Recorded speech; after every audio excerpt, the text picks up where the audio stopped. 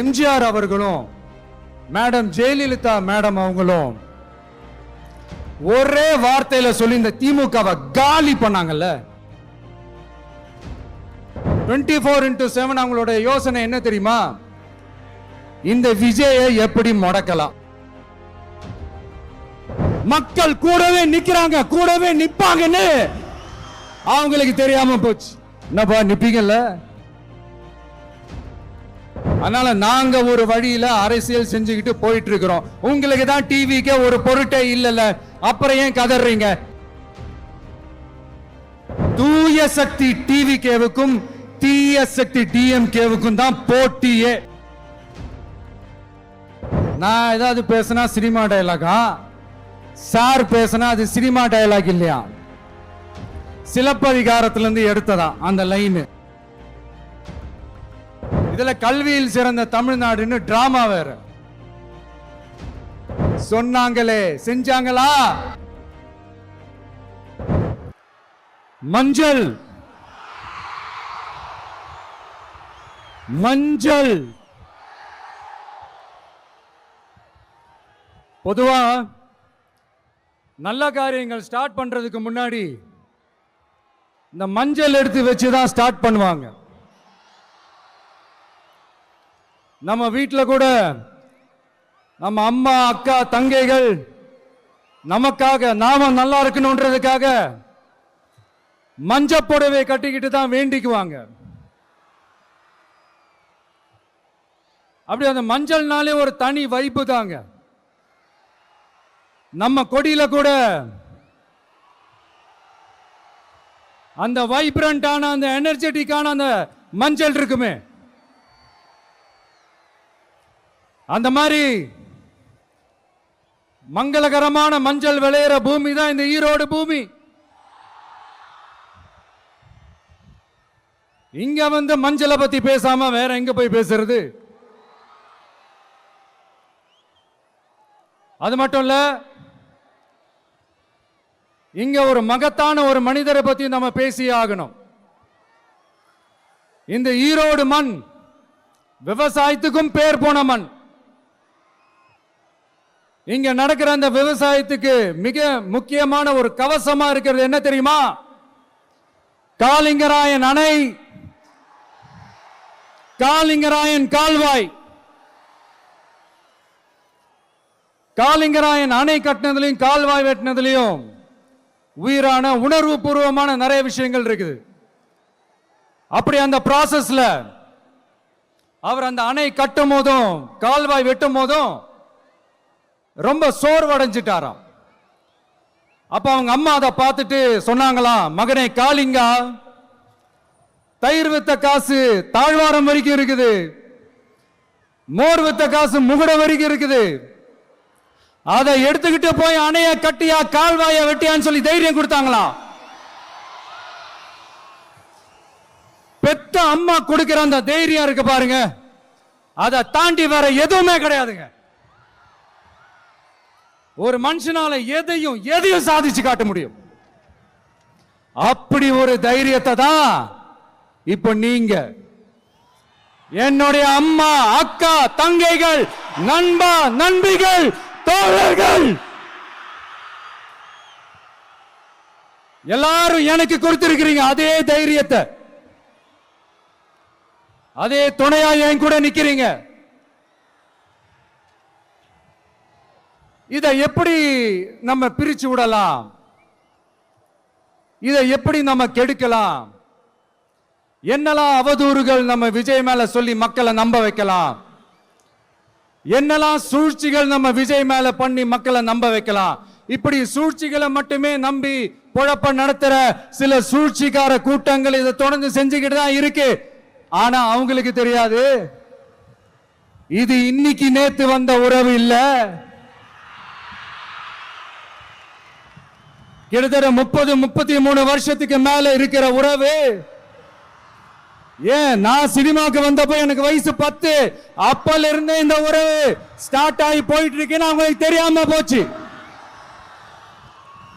அதனால என்ன பண்ணாலும், நீங்க என்ன ட்ரை பண்ணாலும், எல்லாத்தையும் விட்டுட்டு மக்களுக்காக வந்திருக்கிற இந்த விஜய மக்கள் ஒரு நாளும் கைவிட மாட்டாங்க. மக்கள் கூடவே நிக்கிறாங்க, கூடவே நிப்பாங்கன்னு அவங்களுக்கு தெரியாம போச்சு. என்னப்பா நிப்பீங்கல்ல? உங்களை நம்பிதாப்பா வந்திருக்கிறேன். அதான் இந்த சத்தம் தாங்க வாழ்நாள் பூரா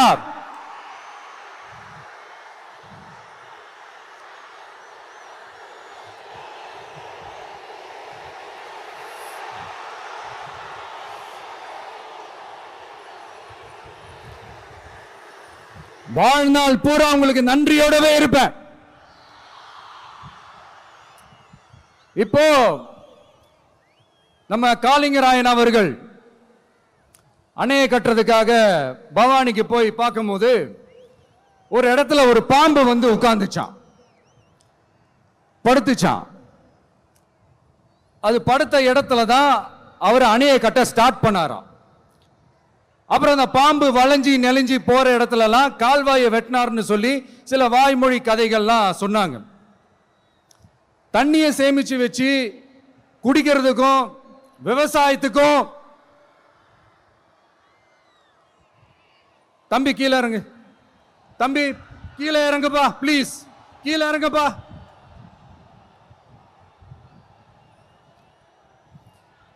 ஓகே, தேங்க்யூ கீழே இறங்குங்க, கீழே இறங்குப்பா. நீ இறங்கினாதான் முத்தம் கொடுப்பேன்.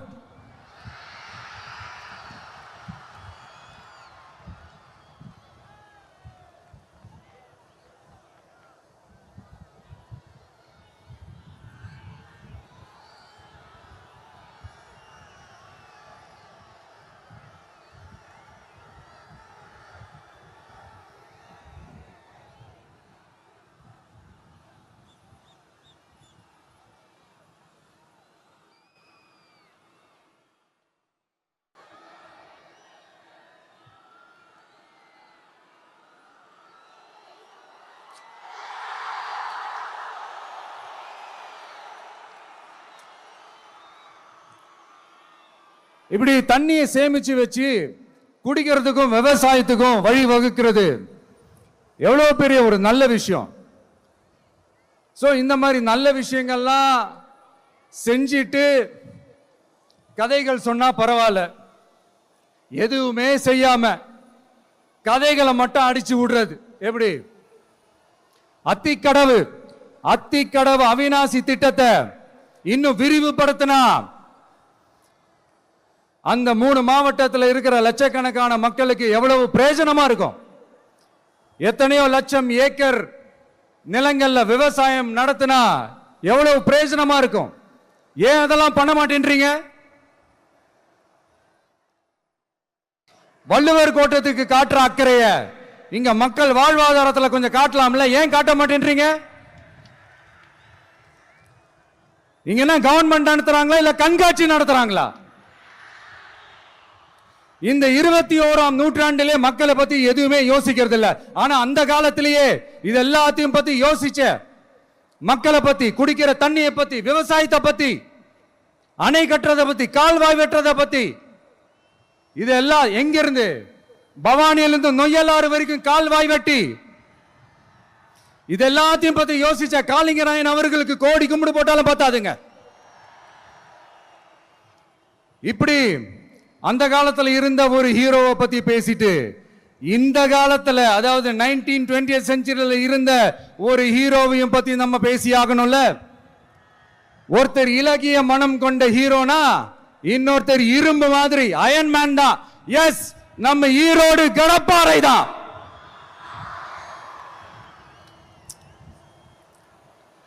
ஒட்டுமொத்த தமிழ்நாட்டையே திருப்பி போட்ட சீர்திருத்த நெம்புகோல். ஈரோடு மாவட்டத்தில் பிறந்த அவர்தான் இந்தியாவுக்கே இடஒதுக்கீடு சம்பந்தமான அரசியல் சட்டத்தை திருத்தறதுக்காக போராட்டம் நடத்தினவர் யாரு? நம்ம தந்தை பெரியாரு. 100 வருஷத்துக்கு முன்னாடியே வகுப்பு வாரி பிரதிநிதித்துவம் வேணும்னு கேட்டவர். அன்னைக்கும் சரி இன்னைக்கும் சரி ஒரு ஆச்சரியத்தோட பார்க்கக்கூடிய ஒரு மனிதர், நம்மளுடைய கொள்கை தலைவர். அப்ப அண்ணாவும் எம்ஜிஆரும் யாரு? பெரியார் அவர்கள் கிட்ட இருந்து எங்களுக்கு தேவையான கொள்கைகளை எடுத்துக்கிட்டோம். அவரை ஃபாலோ பண்ற, அவரை வழிகாட்டி ஏத்துக்கிட்ட அண்ணா அவர்கள் கிட்ட இருந்தோம், எம்ஜிஆர் அவர்கள் கிட்ட இருந்தோம் தேர்தல் அணுகுமுறையை எடுத்துக்கிட்டோம். அண்ணாவும் எம்ஜிஆரும் தமிழ்நாட்டோட சொத்து. அவங்கள பயன்படுத்துறத பத்தி யாரும் இங்க கம்ப்ளைண்ட்லாம் பண்ண முடியாது. அண்ணா எங்களோடது, எம்ஜிஆர் எங்களோடது, நீங்களாம் எடுத்துக்க கூடாது அப்படிலாம் யாரும் இங்க அழுதுட்டு இருக்க முடியாது, சொல்லிவிட்டேன். அதனால நாங்க ஒரு வழியில அரசியல் செஞ்சுக்கிட்டு போயிட்டு இருக்கிறோம். உங்களுக்கு தான் டிவிக்கு ஒரு பொருட்டே இல்லல, அப்புறம் ஏன் கதறீங்க? அப்புறம் ஆளாளுக்கு அங்க போயிட்டு இங்க போயிட்டு புலம்பி தள்ளிக்கிட்டு இருக்கிறீங்க. இது எப்படி இருக்கு தெரியுமா? எனக்கு பயம் இல்ல, எனக்கு பயம் இல்ல அப்படின்னு சத்தமா சவுண்ட் விட்டுக்கிட்டே சத்தமா பாட்டு பாடிக்கிட்டே இந்த நடுங்கிக்கிட்டே சின்ன பசங்க நடந்து போவாங்க, அந்த மாதிரி இருக்கு. முதல்ல மண்டையில இருக்கிற கொண்டைய மறைங்க சார்.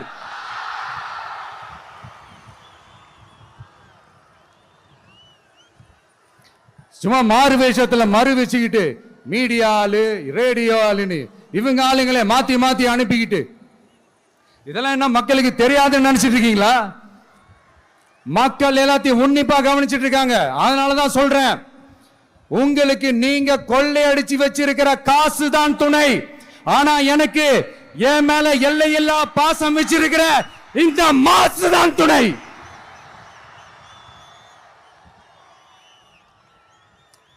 இப்படி நமக்கு துணையா இருக்கிற ஈரோடு மக்களுக்காக நான் இப்போ குரல் கொடுக்கலாம் வந்திருக்கிறேன். சரி, இப்ப விஷயத்துக்கு வருவோம். பெரியார் அவர்கள் கிட்ட இருந்த அந்த செல்வாக்கையும் அந்த பதவிகளையும் அந்த பவரையும் வச்சுக்கிட்டு அவர் என்ன சொன்னார் தெரியுமா?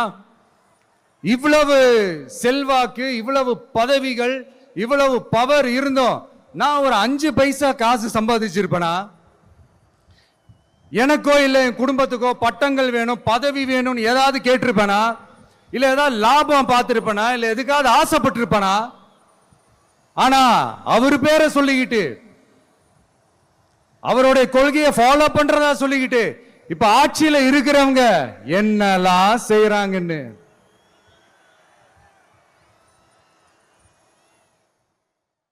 அதனாலதான் சொல்றோம், பெரியார் பேரை சொல்லிக்கிட்டு தயவு செஞ்சு கொள்ளையடிக்காதீங்கயா, தயவு செஞ்சு கொள்ளையடிக்காதீங்க. அவரு பேரை சொல்லிக்கிட்டு பெரியார் பேரை சொல்லி கொள்ளையடிக்கிற இவங்க தான் நம்மளுடைய அரசியல் எதிரி. மக்களை நீங்க சொல்லுங்க, நம்மளுடைய அரசியல் எதிரி யாரு? நம்மளுடைய கொள்கை எதிரி யாரு? ரிப்பீட், நம்மளுடைய அரசியல் எதிரி யாரு? நம்மளுடைய கொள்கை எதிரி யாரு? உங்களுக்கு புரியுது இல்ல? எனக்கு அது போதும்யா, எனக்கு வேற எதுவுமே தேவையில்லை.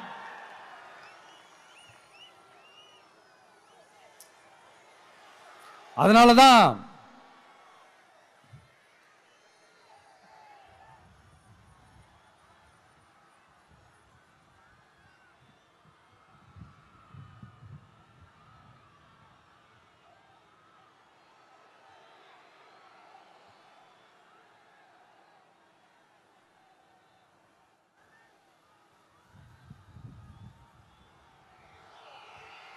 உங்களுக்கு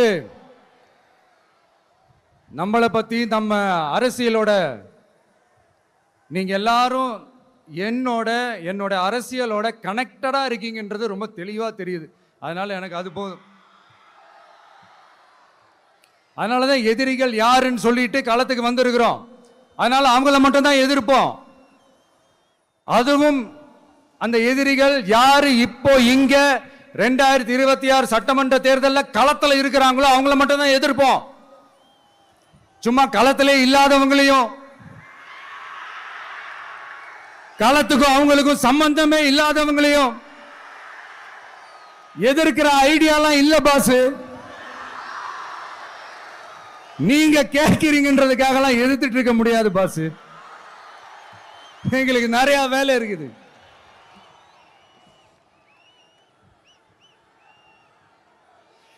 எத்தனை எத்தனை பொய்யான வாக்குறுதிகள்.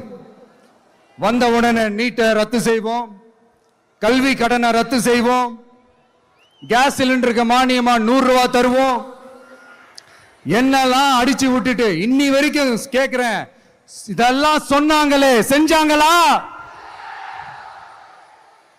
இவங்க எப்பவுமே இப்படிதான், சொல்றது ஒண்ணு செய்யறது ஒண்ணு. திமுகவும் பிரச்சனைகளும் ஃபெவிகால் போட்டு ஓட்டின ஃப்ரெண்ட்ஸ் மாதிரி ஒன்னிலிருந்து ஒன்னை பிரிக்கவே முடியாது. இப்போ ஈரோடு பகுதியில் இருக்கிற பிரச்சனையை பத்தி பேசுவோம். பெரியார் பேரை மட்டும் சொல்லிக்கிட்டு எப்படி அவரோட கொள்கைகளுக்கு எதிராக செயல்படுறாங்களோ அப்படிதான் இந்த மஞ்சள் நகரத்தோட மஞ்சளுக்கும் ஒண்ணும் பண்ணல, மஞ்சள் விவசாயிகளுக்கும் ஒண்ணும் பண்ணல. ஆராய்ச்சி மையம், சிறப்பு மையம்னு கோடி கோடியா டெண்டர் விட்டாங்க, பேருக்கு கட்டிடத்தை கட்டினாங்க. ஆனா உலகமே போட்டி போட்டு வாங்குற மஞ்சளை மதிப்பு கூட்டி விற்பனை செய்ய, அதாவது அதோட வேல்யூ இன்க்ரீஸ் பண்ணி நம்ம விவசாயிகளுக்கும் இந்த மாவட்ட மக்களுக்கும் நன்மை செய்ய இதுவரைக்கும் என்ன செஞ்சிருக்காங்கன்னு யோசிச்சு பார்த்தா ஒரு பெரிய ஜீரோ தான். கரும்பு நெல்லுக்கு அரசாங்கம் விலை பிக்ஸ் பண்றாங்க, அதையும் ஒழுங்கா பண்றதில்ல, ஒவ்வொரு முறையும் பிரச்சனை. அங்க நெல் கொள்முதல் செய்யறதுல ஊழல். சரி, நாம கஷ்டப்பட்டு விளைய வச்சது வீணா போக கூடாதுன்னு நினைச்சு நம்ம விவசாயிகள் கேட்கிற லஞ்சத்தை கொடுத்தாலும் அதுக்கப்புறம் கூட அந்த கொள்முதல் ஒழுங்கா நடக்கிறது இல்லை. அதையும் தாண்டி ஏதோ ஒரு விலை விவசாயிகளுக்கு கிடைக்குது, அப்படிலாம் இல்லாம ஒழுங்கா நேர்மையா நம்ம மஞ்சளுக்கும் நியாயமான விலை பிக்ஸ் பண்ணி தரமான விதைகளை கொடுத்தா என்ன குறைஞ்சா போயிடுவாங்க? இதெல்லாம் யோசிக்கிறதுக்கு அவங்களுக்கு நேரமே இல்லை. 24x7 அவங்களோட யோசனை என்ன தெரியுமா? இந்த விஜயை எப்படி முடக்கலாம், தமிழக வெற்றி கழகத்தை எப்படியெல்லாம் முடக்கலாம், அப்படிதான் அவங்களுடைய சிந்தனையே 24x7. எத்தனையோ வருஷத்துக்கு முன்னாடி நம்ம காளிங்கராயர் நதிகளின் இணைப்புக்கு முன்னோடியா இருந்தார். பவானி ஆத்துல வர அதிகமான தண்ணி அணை கட்டி தேக்கி தண்ணீர் வறட்சியான பகுதிகளுக்கு அனுப்பினாரு. ஆனா இன்னைக்கு இவ்வளவு நவீன வசதிகள் இருந்தோம், இவ்வளவு சயின்ஸ் வளர்ச்சிகள் இருந்தோம், இவ்வளவு டெக்னாலஜி வளர்ச்சிகள் இருந்தோம், அவங்க வாக்குறுதியில் ஒண்ணு கொடுத்தாங்கல்ல, பவானி நொய்யலாறு அமராவதி 6 இணைப்பு திட்டத்துக்கு ஒரு துரும்ப கூட கிள்ளி போடல. வாக்குறுதி நம்பர் 103 சொன்னாங்களே செஞ்சாங்களா? சரி, இதாவது ஒரு பெரிய ப்ராஜெக்ட் வைங்க. ஆறுகளை சுத்தப்படுத்த பல ஆயிரம் கோடி நிதி ஒதுக்குவோம், தமிழ்நாட்டில் உள்ள ஆறுகளை சுத்தப்படுத்துவோம்னு சொன்னாங்களே செஞ்சாங்களா? ஆனா ஆத்து மணலை கொள்ளையடிக்கிறதுல மட்டும் வேலையை கரெக்டா செய்வாங்க. இதை நான் ஏன் திரும்ப திரும்ப சொல்றேன்னா, மக்களே நீங்க புரிஞ்சுக்கணும். கொஞ்சம் மசந்தா மற்ற மாவட்டங்கள்ல மணல் காணாம போன மாதிரி, மலைகள் காணாம போன மாதிரி, நம்ம மாவட்டத்தில் தனி வளத்தை கொடுத்த செம்மண்ணும் காணாம போறதுக்கு வாய்ப்பு இருக்கு மக்களே. நம்ம மண்ணுக்கும் நம்ம ஆத்துக்கும் நம்ம விவசாயிக்கும் தான் இந்த மோசமான நிலைமை. அதனால ஏதாவது தொழில் செஞ்சு பிழைக்கலாம்னு பார்த்தா அதுக்கும் எங்க விடுறாங்க? தொழில்னு பார்த்தா 30% நெசவாளர்களுக்கு கூலி பாக்கி. அரசாங்கம் நம்ம நெசவாளர்கள் கிட்ட இருந்து கொள்முதல் செய்த வேட்டி சேலைக்கான கூலியை கூட போராடித்தான் வாங்க வேண்டியதா இருக்குது. அது சலுகையோ உதவியோ நலத்திட்டமோ கிடைக்காது. நம்ம உழைப்புக்கான ஊதியம், நம்மளோட உரிமை, அதுக்கே போராட வேண்டிய நிலையில தான் இந்த அரசாங்கம் நம்மளை வச்சிருக்கு. நல்லா பார்த்துக்கங்க மக்களே, உரிமைக்கு குரல் கொடுத்தவங்க தான் இவங்க. சிறு குறு தொழில்கள் பீக் ஹவர்ஸ் சார்ஜ்னு கரண்ட்டுக்கு அநியாய விலை வச்சு அதையும் செய்ய விடாம நம்மளை முடக்கிறாங்க. அந்த பீக் ஹவர்ஸ் சார்ஜ் கொள்ளையால எத்தனை வருஷமா எவ்வளவு பேர் பாதிக்கப்படுறோம், எவ்வளவு தொழில்கள் பாதிக்கப்படுது. நாமளும் கத்துறோம், போராடுறோம், கோரிக்கை வைக்கிறோம். எதையாவது இவங்க கண்டுக்கிறாங்களா? கொஞ்சம் யோசிங்க. ஏன் கண்டுக்க மாட்டேன்றாங்கன்னு கொஞ்சம் யோசிங்க. அப்பதான் அப்போதாங்க பிரைவேட்ல அதிக விலைக்கு கரண்ட் வாங்க முடியும், அதுக்கு டெண்டர் விட முடியும். அப்படி டெண்டர் விட்ட மேட்டர்ல எல்லாம் என்ன நடக்கும்னு உங்களுக்கும் தெரியும், எனக்கும் தெரியும், நம்ம எல்லாருக்குமே தெரியும். இந்த மாதிரி ஈரோடுல மட்டும் இல்ல, எந்த மாவட்டத்துக்கு போனாலும் பிரச்சனைகள் மேல பிரச்சனைகள் தான். அதையெல்லாம் தீக்கிறதுக்கு ஒரு சொல்யூஷன் கூட சொல்லாம இதுல வேற பெருமையா மாடல் அரசு மாடல் அரசுங்கிறது. இல்ல நான் கேட்கிறேன், கூச்சமா இல்ல?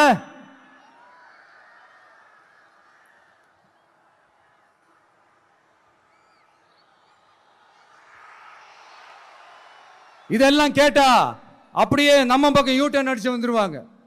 விஜய் என்ன அரசியல பேச மாட்டேன்றாரு, விஜய் என்ன சினிமா டயலாக் மாதிரி பேசுறாரு, விஜய் என்ன பஞ்ச் டயலாக் பேசுறாரு, விஜய் என்ன 10 நிமிஷம் தான் பேசுறாரு, 9 நிமிஷம் தான் பேசுறாரு. நான் எத்தனை நிமிஷம் பேசினா உங்களுக்கு என்ன சார்? நான் எப்படி பேசினா உங்களுக்கு என்ன சார்? உள்ள விஷயம் என்னன்னு பாருங்க சார். ஒவ்வொரு மாவட்டத்துக்கும் போய் மக்கள் ஃபேஸ் பண்ற பிரச்சனைகளை எடுத்து பேசிட்டு இருக்கிற, பின்ன அது அரசியல் இல்லாம வேற எதுதான் அரசியல்? உங்களை மாதிரி தனிப்பட்ட முறையில தரக்குறைவா அசிங்கமா பேசுறதுதான் அரசியல்னா அந்த அரசியல் நமக்கு வராது. வராதுன்னா நல்லாவே வரும். உங்களை விட எனக்கு அது நல்லாவே வரும். வேணான்னு விட்டு வச்சிருக்கிறோம். அப்புறம் உங்களுக்கு நமக்கு என்ன வித்தியாசம்? காஞ்சிபுரத்தில் நாம பேசும்போது இந்த மாதிரி உங்களால் அமைக்கப்பட போற ஆட்சியில நம்ம ஆட்சிக்கு வந்தவொடனே என்னெல்லாம் செய்ய போறோம்ன்றது சிலது சொன்னோம். அதையெல்லாம் தப்பா புரிஞ்சுக்கிட்டு இப்போ சொல்றேன், விளக்கமா சொல்றேன், நான் சலுகைகளுக்கு எதிரானவன் கிடையாது. மக்களுக்கான சலுகைகளை இலவசம்னு சொல்லி அசிங்கப்படுத்துறதுல எனக்கு உடன்பாடு கிடையாது. மக்கள் காசுல மக்களுக்கு செய்யறதை எப்படி இலவசம்னு சொல்லுவீங்க? அப்படியே செஞ்சிட்டாலும் ஓசில போறேன்னு சொல்லி அசிங்கப்படுத்துறீங்க. என்ன கேட்கறதுக்கு ஆள் இல்லைன்னு நினைச்சீங்களா? மக்களுக்கு ஒண்ணுன்னா இந்த விஜய் வந்து நிப்பா, இந்த விஜய் வந்து கேள்வி கேட்பா. இந்த விஜய் எப்பவுமே மக்கள் பக்கம் தான், அதே மாதிரி மக்களும் என் பக்கம் தான். என் மக்கள் மானத்தோட மரியாதையோட கௌரவத்தோட வாழணும். என் மக்கள் யாருக்கும் கீழே கிடையாது. அப்படி அவங்க கௌரவத்தோட வாழணும்னா அவங்களுக்கான வாழ்க்கை தரம் உயரணும். வாழ்க்கை தரம் உயரணும்னா அவங்களோட வாழ்வாதாரம் உயரணும். வாழ்வாதாரம் உயர்ந்தாதான் பொருளாதாரம் உயரும். பொருளாதாரம் உயர்ந்தாதான் வசதி வாய்ப்புகள் உயரும். இதெல்லாம் உயர்ந்தாலே ஆட்டோமேட்டிக்கா அவங்களோட வாழ்க்கை தரம், அவங்களுக்கான மரியாதை, அவங்களுக்கான கௌரவம் எல்லாமே உயரும். இதுக்கான வழிகள், அந்த சூழல்களை அந்த கவர்மெண்ட் அமைச்சு கொடுக்கணும். இதுக்கான அந்த திட்டங்களை செயல்படுத்தணும். இதெல்லாம் செஞ்சாதான் அந்த அரசாங்கம் ஒரு நல்ல அரசாங்கம். இதைத்தான் சொன்னோம்.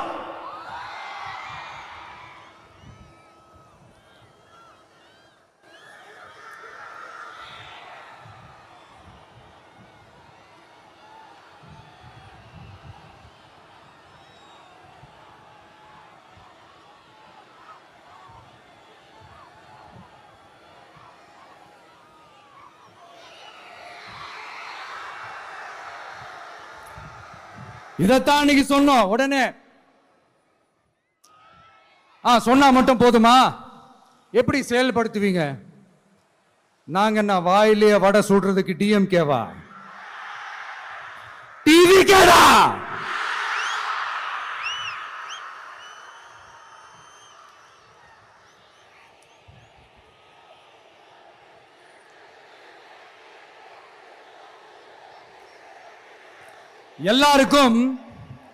எல்லாருக்கும் நிரந்தரமான ஒரு வீடு இருக்கணும்னு சொன்னோம்.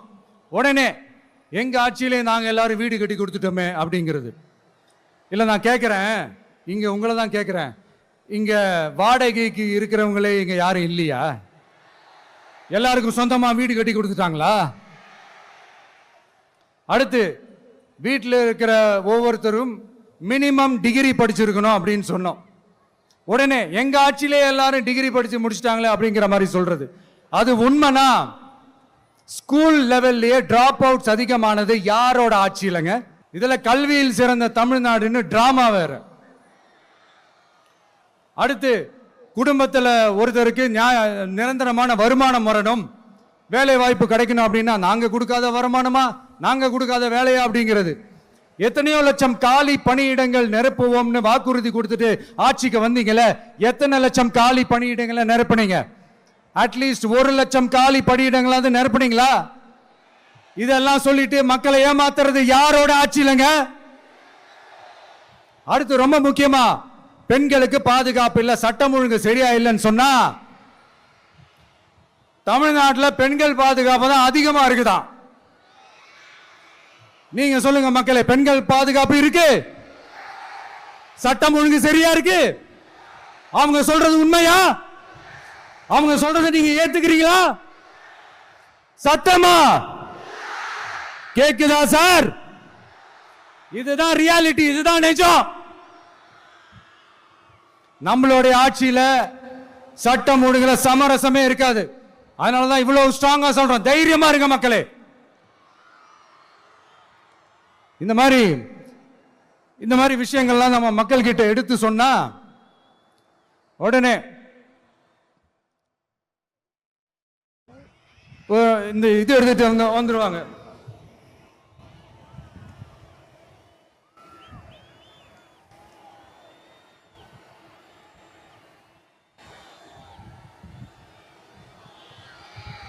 இந்த மாதிரி இதெல்லாம் என்னென்ன செய்ய போறோன்றது சிலதெல்லாம் காஞ்சிபுரத்தில் சொன்ன மாதிரி சொன்னா எல்லாத்தையும் தப்பு தப்பா திருச்சி பேசிக்கிட்டு அவதூறு பரப்பிக்கிட்டு.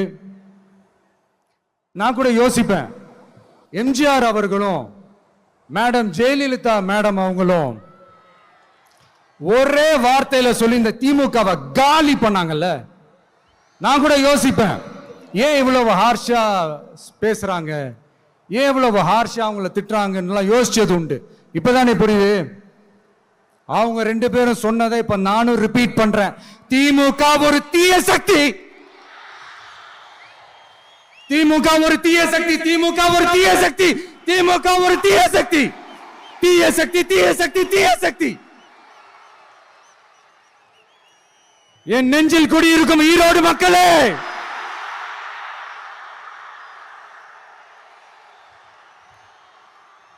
டிவிகே ஒரு தூய சக்தி. எப்படி? டிவிகே ஒரு தூய சக்தி. தூய சக்தி டிவிகேவுக்கும் தீய சக்தி டிஎம்கேவுக்கும் தான் போட்டியே.